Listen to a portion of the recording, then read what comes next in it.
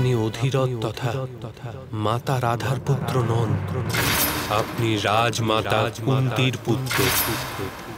আমি তোমাকে জন্ম দিতে কি হয়েছে পুত্র? তোমাকে লালন পালন করেছি, তাই না?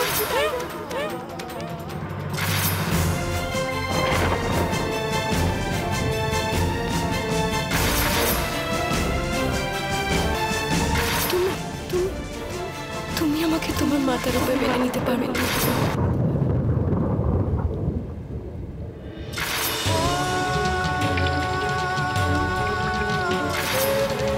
আর অর্জুন, যদি কোনোদিন রণভূমিতে সাক্ষাৎ হয় তাহলে তোমার মৃত্যু অবশ্যই আমার হাতে।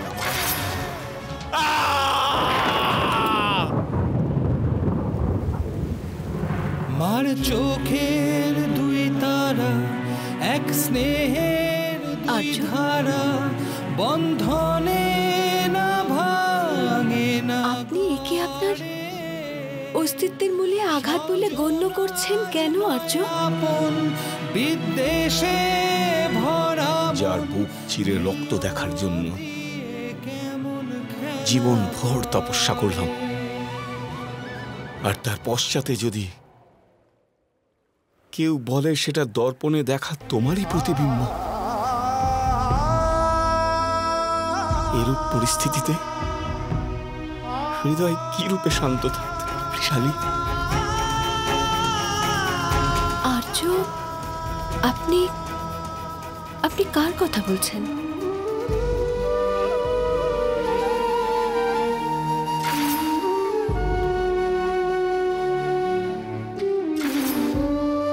অর্জুনের।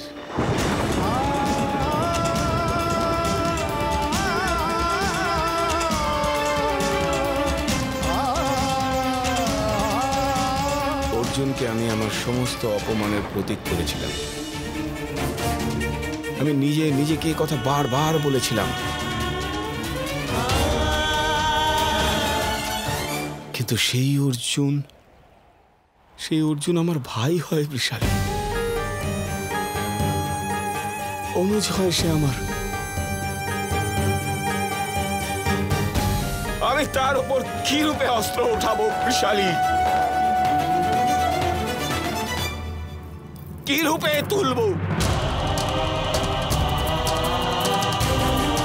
নিজের হাতার উপর আমি কি করে অস্ত্র তুলব বৃষালী? আর্য,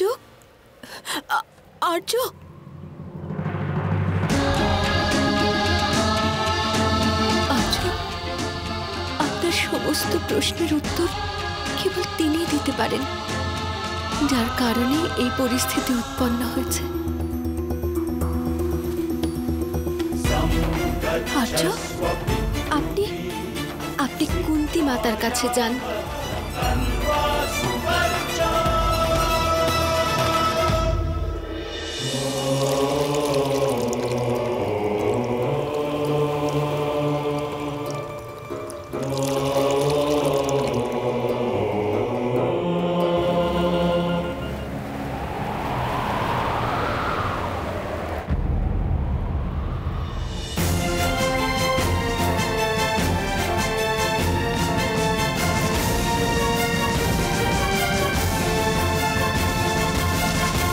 কর্ণ, তোমার মাতা দাঁড়িয়ে আজ দানের আশা নিয়ে এসেছে। ভিক্ষা দিতে পারবে তাকে? রাজমাতা। না পুত্র,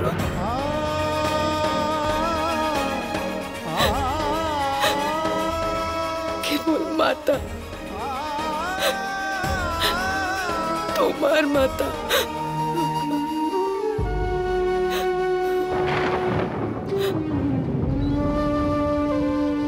এখন এসেছেন আপনি মাতা হতে? এখন এসেছেন? এখন আমি সেই মাতাকে নিয়ে কি করব, যিনি রাতের পর রাত জেগে নিজের অশ্রুপাত করেছে যখনই আমি ক্ষুধার্ত হয়ে থেকেছি, যখনই কেউ আমার হাতে ধনুক দেখে উপহাস করেছে। সেই মাতাকে নিয়ে কি করব আমি? যে আমাকে তখন কাছে টেনে নিয়েছিল যখন আপনি আমাকে ত্যাগ করেছিলেন।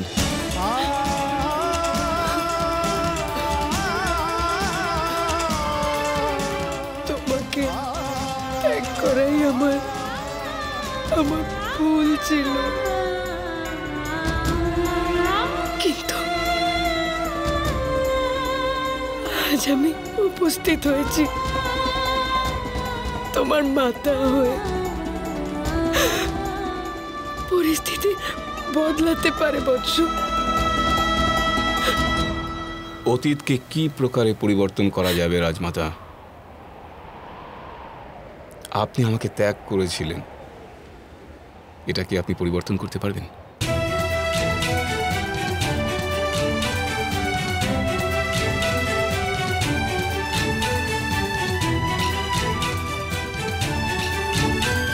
অগ্নুৎপাত যখন শান্ত হয়ে যায় তখনও ভস্যের ভিতর অঙ্গার জ্বলতেই থাকে। ওই প্রকারই আপনার পুত্র জ্বলছে, জীবনভর পীড়া আর অপমানের দ্বারা।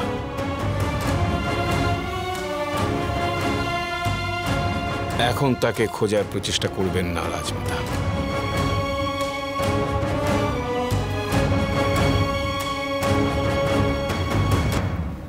এই দ্বিধা, এই তিক্ততা আমরা সমাপ্ত করতে পারি পুত্র।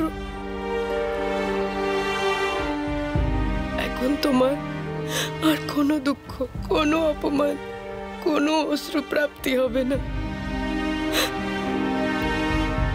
তুমি পাণ্ডব নামে খ্যাত হবে, আমার 5 পুত্রের জ্যেষ্ঠ হবে তুমি। দুর্যোধনের পক্ষ ত্যাগ করে দাও পুত্র, নিজের ভ্রাতাদের পক্ষে এসে ওদের মার্গ দর্শন করা। যদি নিজের ওপর কৃত উপকারের এই প্রতিদান দেব, তাহলে কি আপনার গর্ব হবে আমার ওপর? দুর্যোধন সর্বদাই অধর্ম করে, তুমি কেন ওর পক্ষ গ্রহণ করছো পুত্র? কারণ সে জীবনে একবার অনেক বড় ন্যায় কর্ম করেছিল।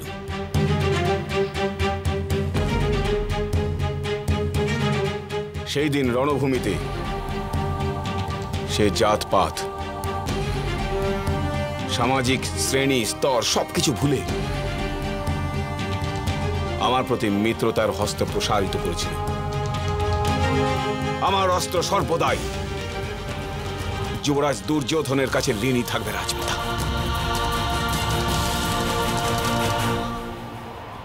তুমি নিজের ভ্রাতাদের বিরুদ্ধে অস্ত্র ধারণ করবে পুত্র? আর সেটাই সবচেয়ে ধ্বংসাত্মক পরিণাম হবে আপনার ওই ভুলের। যখন আমি নিজেকে দুর্যোধনের প্রতি সমর্পিত করেছিলাম, তখন আমাকে কেন স্বীকার করেননি? যদি এই কার্য করতেন মাতা,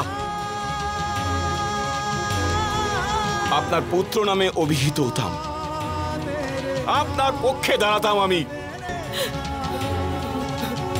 উপকারের ঋণে জর্জরিত আমি যুবরাজকে ত্যাগ করতে পারবো না, নিজের প্রতিশ্রুতি ত্যাগ করতে পারি না আমি।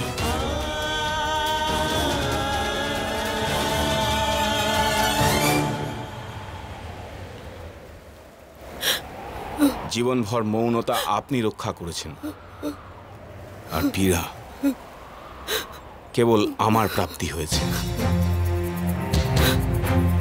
আমি পীড়ায় জীবন কাটাতে অভ্যস্ত, কিন্তু আপনি মৌনতা ভঙ্গ করে সবাইকে পীড়া প্রদান করবেন না। আমার পঞ্চ ভ্রাতাকে এই সত্যের বিষয়ে কদাপি জানাবেন না। যুদ্ধ হতে দিন মাতা।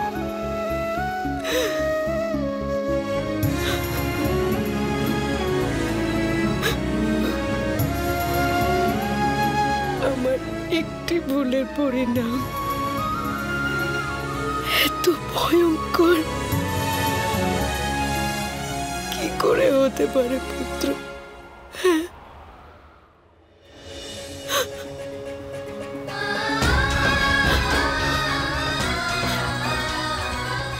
আপনি আমার নিকট দান প্রাপ্ত করতে এসেছিলেন না মাতা?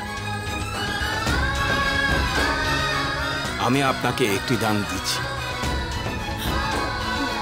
আপনাকে কেবল এক পুত্রের মৃত্যুর কারণে অশ্রুপাত করতে হবে। আমি এবং অর্জুন, কেবল আমরা দুজন একে অপরের প্রাণ নেওয়ার জন্য যুদ্ধ করব। যদি আমার হস্তে অর্জুনের মৃত্যু হয়, তখন আমি আপনাকে মাতা বলে ডাকবো।